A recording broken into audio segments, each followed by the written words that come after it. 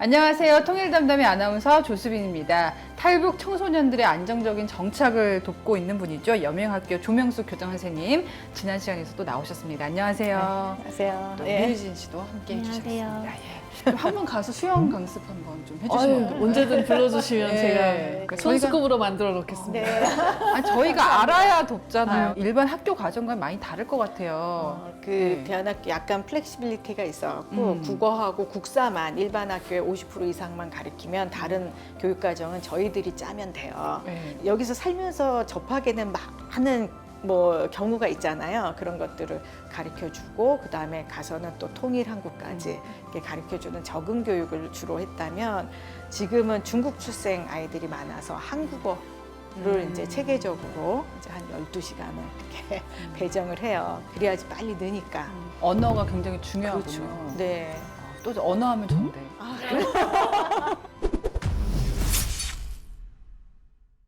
여기가 대안학교잖아요. 이제 네. 인가를 받았는데 네. 그러면은 뭐 학력 인정이 되는 건가요? 네. 서울에서 유일하게 이제 학력 인정을 받은 탈북 청소년 학교고요. 우리나라 교육법이 그 운동장, 그다음 학교 건물이 있어야지 인가를 해줘요. 근데 탈북 청소년 가리키다 보니까 학교가 인가를 못 받으면 학생들이 검정고시를 봐야 되는 거예요. 근데 선행학습도 안 돼 있는데 얘네들이 알지도 못하는데 시험 쳐야 되니까 너무 힘들더라고요. 그래서 오히려 학교가 인가를 받게 되니까 아이들은 좀 좋다. 편해졌죠. 그럼 졸업을 하면 네. 어떻게 사회로 나가야 돼요? 보통 어디로 많이 가요? 이 아이들이 북한에서는 배고파 못 살겠고 중국에서는 잡혀갈까 봐 무서워 못 살겠고 남한에서는 몰라서 못 살겠다 그래요. 그래서 공부하고 싶은 마음이 되게 있어요. 그래서 준 씨도 이제 공부를 저도 오자마자 그래서 대학교를 갔죠. 그래서 거의 대부분 대학을 가요. 근데 네. 저는 이제 북한에서 넘어온 분들한테 네. 교육이란 게 어떤 건지 잘 느낌이 없는데 희진 씨 같은 경우는 25살 때 왔고 네. 국가대표 선수까지 했잖아요. 네. 당장 수영 강사만 해도 그러니까 저는 학교 가기 전까지 수영 강사로 일을 했고 아르바이트. 근데 굳이 대학을 갔어야 됐을까요? 그러니까 교장 선생님 말씀처럼 네. 뭔가 남한에 대해서 알고 싶고 더 배우고 싶고 하는 열정이 막 생겨요. 그리고 저는 운동선수였기 때문에 좀 대한민국을 알아가기 위해서는 어떤 게 좋을까 해서 좀 약간 경영학과, 그리고 저는 좀 돈을 많이 벌고 싶은 욕구도 많은 다른 사람이라서 사람들이야. 네, 그래서 딱 보고 돈 많이 벌 것 같은 그런 학과를 선택을 했고 또 갔는데 정말 멘붕이었어요. 1학년 때는 계속 울고, 분명히 한국어 교수님인데 영어로만 하시는 것 같고. 그렇지. 제가 희진 씨를 볼 때마다 야 저분은 그냥 대한민국 태어나서 쭉 있어서 미스 코리아 하나 했겠다. 근데 우리 선생님 별명이 미스 코리아래요. 네, 제가 애들한테 억지로 그렇게 부르라고. 그래서 애들이 이렇게 막 울지도 않고 웃지도 않아요.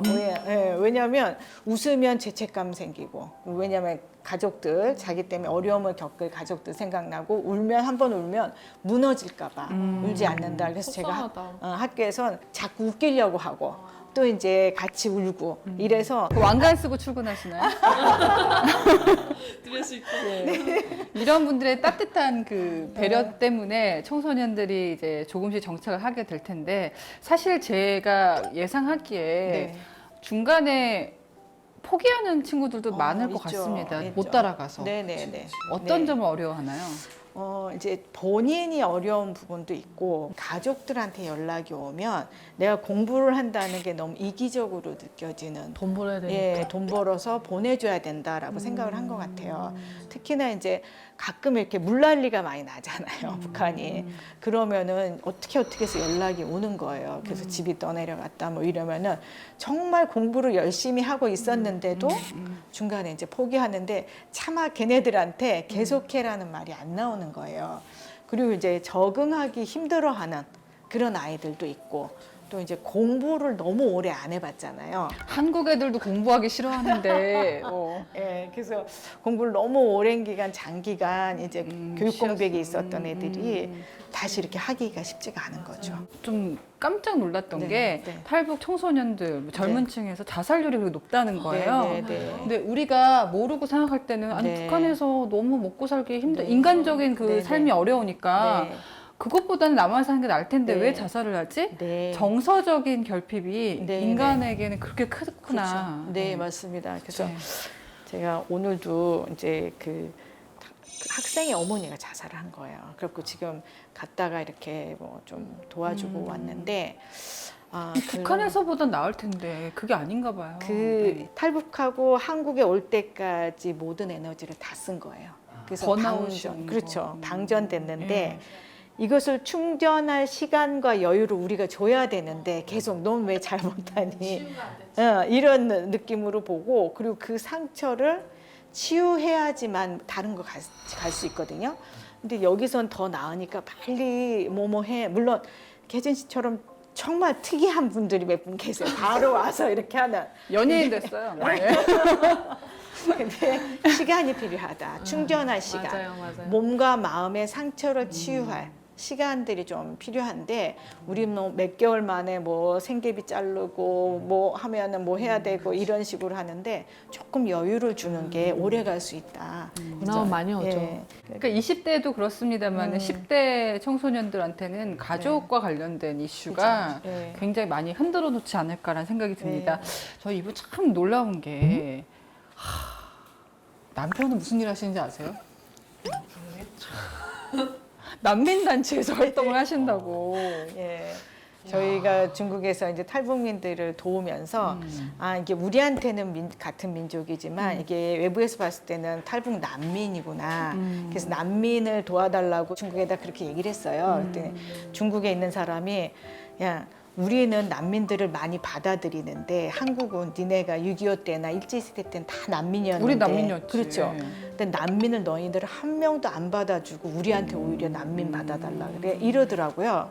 그래서 우리가 중국에 있는 해외에 있는 탈북민들을 도우려면 명분 있게 여기 와 있는 난민들을 도와야지 그게 명분이 생기는구나. 그래서 남편은 한국에 있는 난민들을 이제 그땐 난민들이 없었죠. 99년도였으니까.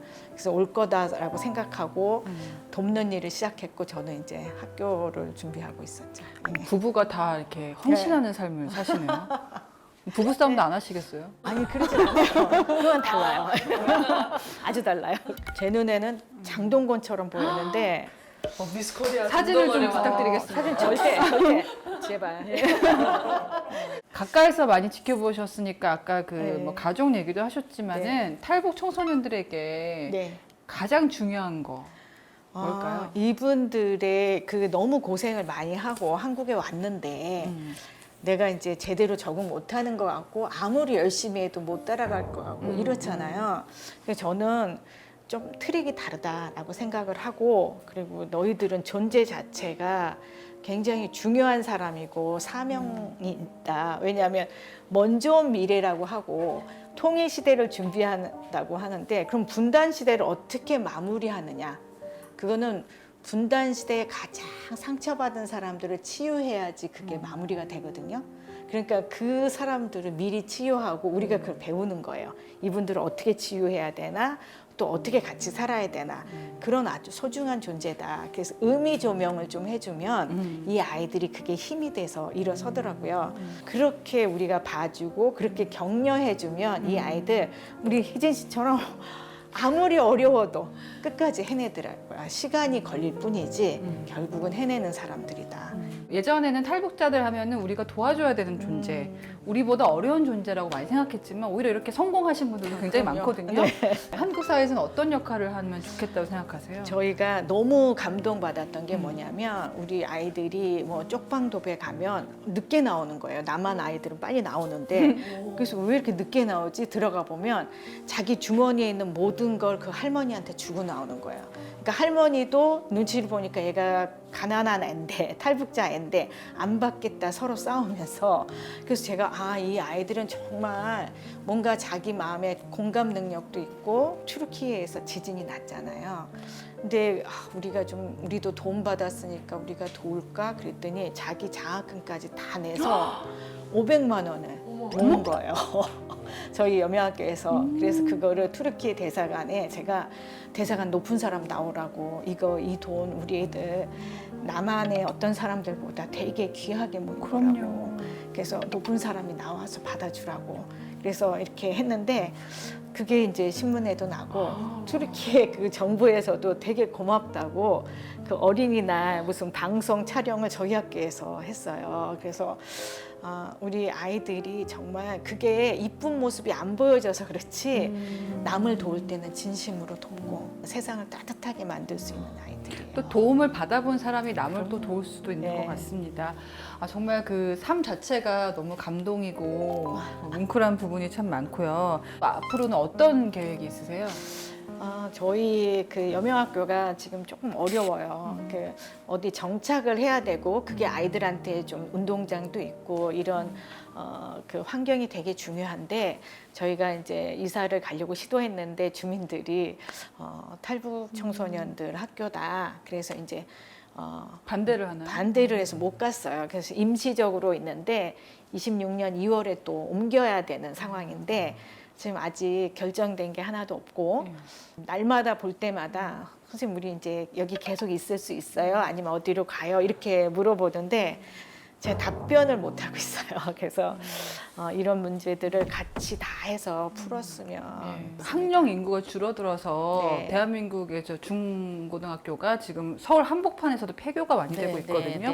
그런데도 갈 공간을 못 찾으시는 거예요? 지금 임시적으로 가 있는 곳이 폐교인데 다 이제 폐교가 되면 지역 유지들이 뭔가를 하려고 애를 쓰고 막 이래서 저희들한테까지 순서가 안 오는 거예요. 그래서 전략적으로 이게 의미 있고 그런 곳이니까 좀 해보는 네. 게 어떨까 싶습니다. 2편에 걸쳐서 해보니까 어떠셨어요? 천사 교장 선생님이 천사들을 키우고 계시는구나. 탈북민의 한 사람으로서 너무 감사하고 이런 분들이 계셔서 또 저 같은 사람도 꿈을 가지고 대학교 때 저한테 장학금도 주신 분이기 때문에 보답하는 삶을 살아야 되겠다. 네. 더 멋진 사람이 돼서 제가 후배들에게 도움이 되는 사람이 되어야 되겠다 하는 각오를 가졌습니다. 탈북 청소년들 정말 먼저 온 미래인데 우리는 어떻게 하면 이들과 함께 잘 살아갈 수 있을지 여러 가지 생각이 드는 시간이었습니다. 네, 통일 담담은 더 담대하고 담담한 이야기로 찾아오겠습니다. 통일 담담.